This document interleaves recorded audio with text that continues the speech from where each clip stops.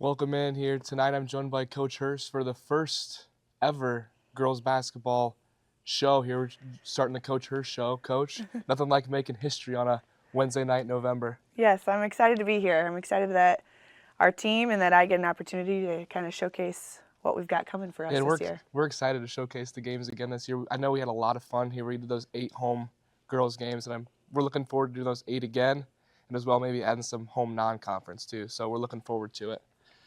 Without further ado, I guess we'll jump right in. So after that last loss last year that kind of knocked you guys out, that's right when that off season began and kind of that grind starts. How is the group that didn't graduate? I know you graduated a few seniors. The group that didn't graduate, how have they been so far this off season and working towards kind of getting over that next hump? Yeah, I mean, we've got a group of athletes, so we definitely had some girls that wanted to get right back in the gym right away, but then we also had some girls that went on and got some state track titles, helped our softball team kind of get to the end of their season there, which with a good run there in the postseason for them. So we didn't have everybody right away in the spring, but the ones that were there definitely wanted to compete. And then definitely by the time school was out and we started in the summer, everybody was hungry and ready to go. And we started putting in some new plays, offense, defense, all the things, but you could tell that there was a different fight with this group, that they wanted to definitely get back to where we ended the year, but also add in so much more that can get us to where we want to be this year. So you hinted at kind of that new offense, the new defense, kind of what I'm going to talk about later. But are we going to see kind of a new style girls Redbird team this year? Is going to be a lot more the same? I would say same style of still wanting to get the ball out to the three-point line, have those 3-point opportunities, but also trying to stay away from having just one main ball handler, kind of allow our guards to shift back and forth and attack the lane at different times, and also kind of getting the ball into our post player, Bailey Nina, getting her some solid touches there too is going to be really solid for us for offensively. She had a great season last year, kind of a breakout season as a freshman. I mean, she's probably on pace. I don't know exactly the stats, but she's probably got to be on pace for that 1,000-point score. Yes, and I think block-wise, I think rebound-wise, she definitely is going to be able to make some history here for us. I think she's a really dynamic player. Yeah, and so you lost that strong senior class. We already talked about graduating. You lost, your 2 forwards and Russell and Becky, and then you graduated Vaughn as well. She's at Quincy. How do you look to kind of recreate that in a sense, or are you looking for something kind of different and like moving on and to go into something completely different? I think those leaders for us really opened up opportunities for our now senior class and our now junior class because they saw how dynamic they were. We had Liv Vaughn, who was kind of like our floor captain, like the one that really led by example, worked really hard. And then we had Becky and Russell, who came back from serious injuries, and they were kind of like the uplifting people that wanted us to keep fighting for those goals that we were going to reach. So I think with the players coming in, they wanted to fill those same positions because that's what made us successful last year, but then also allowed them to have kind of an opportunity to fill that void for us. So I think you're definitely going to see some of the same leadership style with this group, but I also think that they've got their own flair to them that makes them unique. Yeah. And, we shouldn't discount, Vaughn graduated, but we still have those 3 strong guards and Wooden, Coster, and then Sell you could also put in that mix as well here that can shoot the 3 and handle the ball down the court. Absolutely. And so then as a coach, what do you look for at the beginning of the season to measure success? I know you guys had a pretty good win last night. Congratulations on that as well against Rochester. Yes. But how do you look for those signs of growth and success early before the Mid-Illini season kind of starts? How do you know we're in the place we're supposed to be? Yeah, so the first 2 weeks of practice, it's a grind. We're in the gym every day with not really getting an opportunity to showcase it. So it does make it difficult to see exactly where we are because we're only going against each other. But I think after last night, we can say that we're really in a place right now where the little things are really all that's left to clean up. Because they've worked so hard in the postseason, I can see right now every year that we've progressed with this group, we've started a little bit further progress-wise with the way that we're just running things. They're hungry for the next really good play, the next really good practice. They're not as satisfied of just like sitting back and being like, okay, how do we get practice over with? They want it to end on a good note. So I think that right now is a strong measure for our success moving forward, and hopefully leading us into these next couple games that can really set us up for conference starting in a couple weeks. So what you're saying is Washington better look out for that December 4th date? I hope so. You guys yes. gave them a run for their money there last year. I remember. That was a pretty good one. We did. Any Metamora versus Washington game is a big game here. Yeah. So we talked about kind of measuring that success and getting over the hump. So we think it's going to start because last year, down the stretch, it really kind of started to click those last 3 or 4 conference games. Could we see it start maybe clicking earlier? Like it kind of like is like almost like a snap of a finger like this year? You think it's going to be a little bit more? Yeah, I think this group is definitely capable of that. I think that they have a lot more people that want it, and like I said, like they're not okay with things not going well. They want it to go well. So the little things this year were probably much bigger situations that we had to work through last year. So we're hoping that with the right preparation that we've had, that we can see this group really gel and really get into the motion of things and be able to run things and do it without thinking about it. Let it just be second nature. That's kind of our goal. And so we've already kind of talked about the middle Illini of the girls' side. What should we kind of expect from the middle Illini? Is it going to be a lot of this of the girls' middle Illini? Is it going to be a lot of the same as last year? Are there any big changes that fans should note? I think that every year the middle Illini throws out crazy things, and any team can be successful at any point. I think our top runners in the conference are going to be similar, but I also think that there's changes that can open up some gaps where I feel like maybe last year we wouldn't have been able to jump in and have those opportunities, where I think this year we could. Washington obviously is returning majority of their team with adding a couple people at the freshman level for them, so they're going to be a really tough team for us this year. Morton just had a really good game last night with a big win, and it seems like some of their girls that were maybe second options or third options are now really dominating at their position, so they're going to be tough.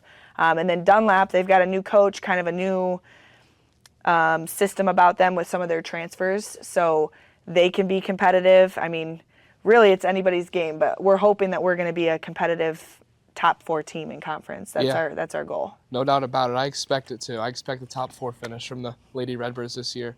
And it's no secret that you guys have a lot of those seniors and a lot of those freshmen still that have played and know what the middle Illini season's like. Kind of how is that play to an advantage down, like the middle Illini is a grueling season. You're playing 14 conference games? Like it's a lot. Yes. I think that, like I said, that they just want to win. They, like we talked about Washington already, and they're already excited for that game. And it's like the constant reminder of, hey, we've got a couple other games before that we've got to focus on. But it's exciting to know that they're like, hey, like we're ready, like already right now. So by the time we get to Washington and Morton and the big games early on, I think that they're going to be ready to go. Another side note, do you wish you started with Washington, or would you rather them kind of later in the stretch, you kind of have a little bit more time to get the train rolling? The last couple years starting with them, sometimes I don't like the placement in our schedule. Do I think that this year we're a little bit more ready for that? Yes, absolutely. But if I could pick a perfect schedule, I would not put Washington as our first one. I would like us to ease into it a little bit. But like I said, because we're used to them being that first one, I think they're more prepared. They know it's coming. So. Well, we'll be back after a short break to talk about some players and some things that fans should note as they watch from home. And welcome back here. Back to this sort of the deal with kind of losing some of your seniors last year. You didn't lose. It wasn't a huge senior class, but it was without a doubt a lot of leaders. Who has kind of stepped up to be that vocal leader, and as well, who has kind of been that lead by example kind of person that like, what should fans expect, like who's the captain on the court? Yeah, so I would say the biggest leader that I feel like has been vocal and led by example and has done kind of all the big things has been Addie Wooden. Her leadership this year has really set us up for the success that we've already felt like we've been getting and then hopefully will get. just the way that she talks to her teammates, the way she builds everybody up, and then her IQ is so strong. So being able for them to look up to her as that strong leader on the floor is really big. I think Kessicell had a huge off season, which was so awesome to see her come in fall and have all of these strides and be able to show those off for her teammates. It showed that her hard work was successful. She's not the most vocal person. She's a little bit more quiet.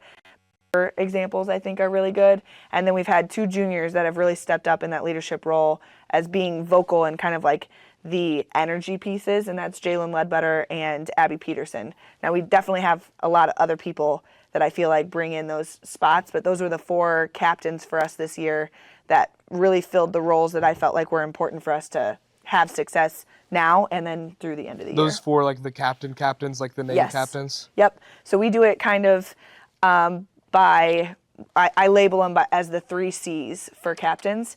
And sometimes we open up a 4th spot if it's deemed necessary. So we've got our caring captain, our consistent captain, our committed captain, and then we added the 4th one, which was our culture captain this year.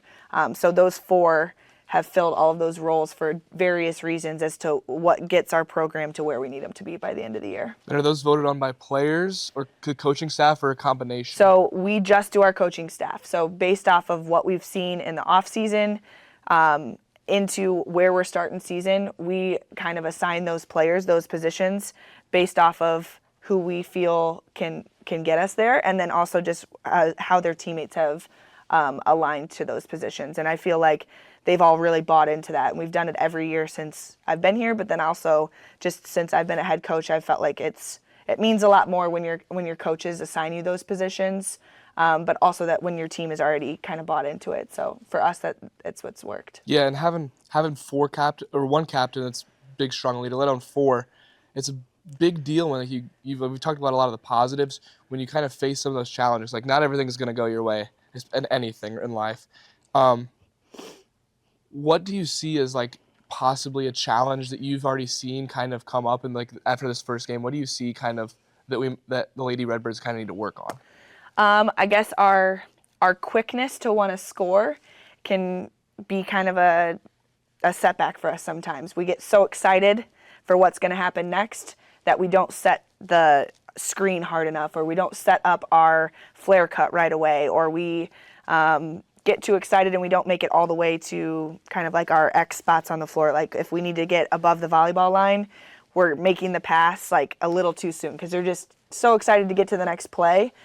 So trying to speed up the position to get in transition down the floor, but then slowing it down to find the best look for us offensively is a little bit of a challenge for them right now. We're doing well at it, but again, just finding those right reads and being able to set the screens up so that they're effective and not just halfway there. Yeah, 100%. Now, we mentioned that game that happened last night against Rochester and a win. Are there any nicks or anything? Like, are we all healthy still going into this middle line, or are there any injuries that we should report from that? No, we are all good to go. I think everyone is ready for another game. Like I said, we tried to get, I know we kind of talked before this, but we tried to get everybody in last night, save our legs. I think we could have definitely put some more points on our end offensively. But like you're saying right now, like the health of our players for this week is really important. We've got Springfield tomorrow, and then we've got Galesburg and Chatham-Glenwood on Saturday. So it's a big week for us.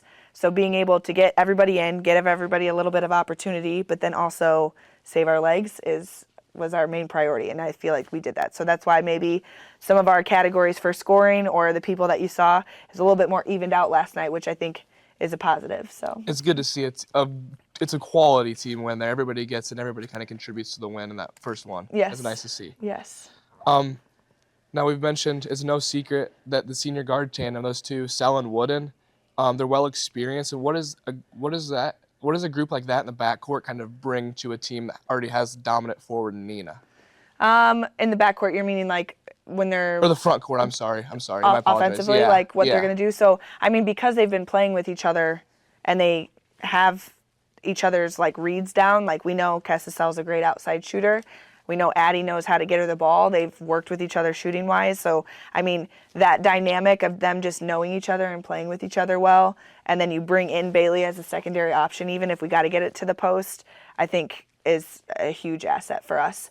And I think this year you'll also see Kessa has expanded her game a little bit, and we'll hopefully not just see her at that 3-point line, but getting some looks on the inside as well. And I see those two. I get here kind of early on those late start Wednesdays. I see them every morning, all those Wednesdays in the gym shoot. I don't know if it's just the Wednesdays, but it's good to see them in the gym. They want to be there. Yeah. We've talked a lot about the starters. Now, are there any bench roles, kind of a 6th, 7th man that people should be looking for here? Yeah, so right now, those positions are very open just because, like we've talked about, our big group that we have of juniors are going to be role players. They've, in the last couple years, since they've been freshmen, have been the starters and the main players and the main minute scorers, all the things for the JV level. And now that they're on varsity, a lot of them are in the same position, so they're all kind of fighting for the same spots. And we've kind of left it open for them, like that 5 through 7 spot is whoever wants it any week. We don't really want to put an exact person on it right now because we feel like we have so many people that can fill it, especially depending on who we're playing. If we need to go big, if we need to go small, or if we need someone that is really been dominating in it. So for right now, we haven't really established who those key people are, but I would say expect our junior class to really be competing for that. Everybody really wants those spots. So. Yeah. And last but not least, I kind of wanted to talk about, I heard today at school there was a new partnership here with the free throws. Can you tell us a little bit about that? Yeah, so last night was the first night that we were able to do that. So Country Financial got together with McDonald's, and they are sponsoring Bricks for Burgers. So we actually talked to all the kids about it yesterday, and we're trying to kind of hype it up.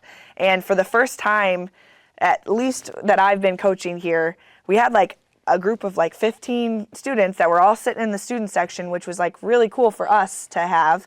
But if the other team misses 2 consecutive free throws, then all of the students and the players and us coaches get a free burger from McDonald's. So they didn't really know if they were allowed to cheer or if they were allowed to call for Bricks for Burgers last night. But when they did miss the second free throw, you did hear kind of the echoes of like quiet, like, yeah, like burgers. So then Mr. Hart was able to hand out those coupons, and our players were really excited. It was like a nice little coupon for them. So every home game, so after last night, now there's 25 more opportunities for our home games and the boys for any student to win a free burger from McDonald's. So it's been already a huge hit for us, and we're excited to see at girls games and boys games how many more free burgers we can get. That's fun. That's fun. Yes. Well, that just about wraps it up. Thank you, Coach Hurst, Yes, for thank you so much. being part of the first ever Coach Hurst show and the girls basketball show. I would like to thank everybody for tuning in, and good night.